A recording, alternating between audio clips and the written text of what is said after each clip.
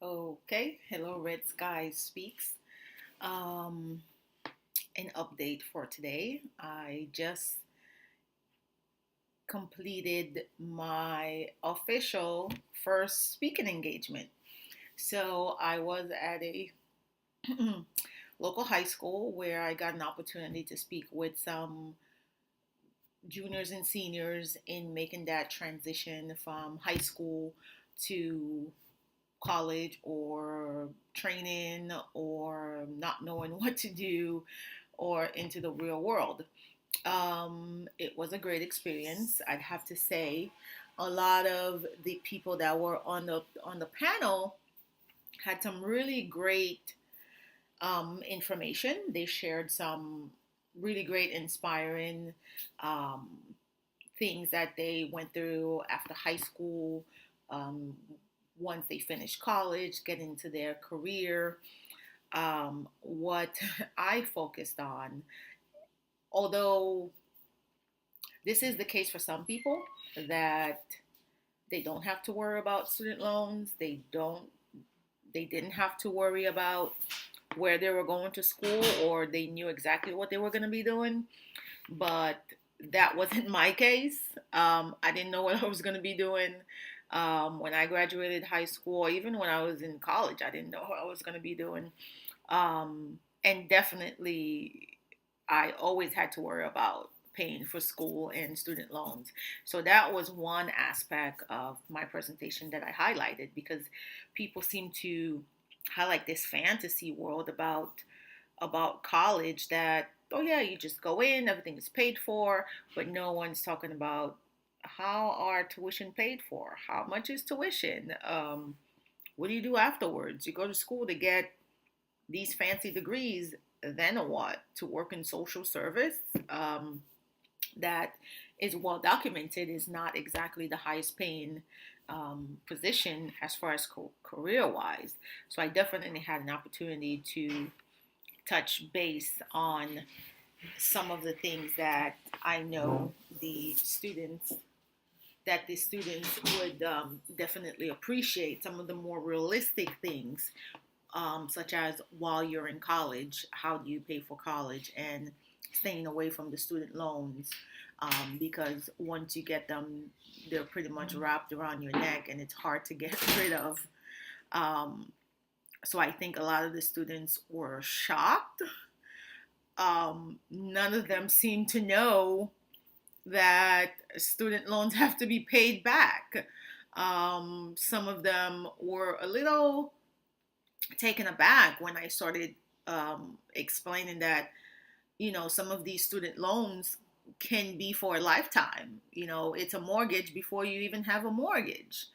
Um, I kind of was getting into interest rate and all of these different things, but the teacher had to pretty much stop me and say, like, whoa, this is way too much information for them. They don't understand interest rate and all of these things. But I was thinking, like, this is the time for them to start learning about interest rate. This is the time for them to start getting information on finance 101 and how to budget and steering away from credit cards and all these different things. This is the time. I wish I had somebody come to my school and kind of explain to me, hey, these are the do's and don'ts, what to look for. You're going to make a mistake. How do you bounce back from them? All of these different things. But I think my presentation got a little um, over their heads, because again, college is a business, and of course they have to promote college. But I'm not going to sit there and tell any kid to, oh yeah, go to college, and you don't know what is it that you want to do, but go ahead, while you're there getting 50, 60, $100,000 student loans, you'll figure it out, and then once you eventually graduate, then you'll get a $30,000 job. Like, I'm not going to tell a student or anybody to do that.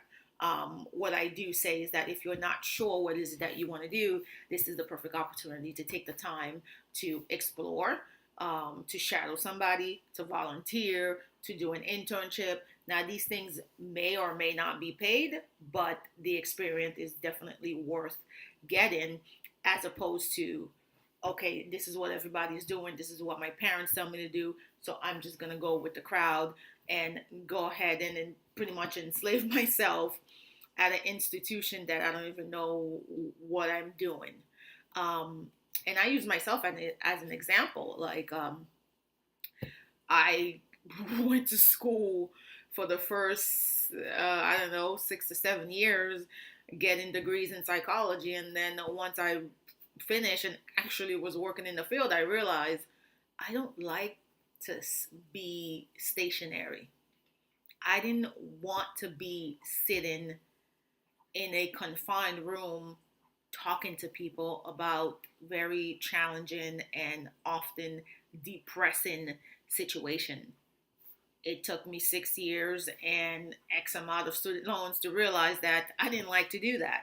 Had I had the opportunity to actually experience um, being a counselor, shadowing a counselor, actually understanding what is a day-to-day life of someone who works in the counseling field, I think that's great information. And that's what I pretty much tell the youngsters when I go and speak to them. I think it went well. I actually used that as an opportunity to speak to the director of the program and see if I can come back and have a different format, especially for the students who look like me. I know exactly what they're going through, and especially the students who are not from originally from the U.S., whose parents are from elsewhere. That's also a different challenge that students who are not originally from here, or their second generation or their first generation, that's a different experience.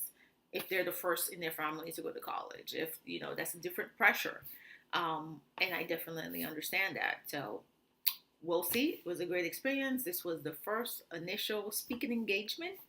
Um, and I'll be sharing the others. So until next time, RedSky Speaks.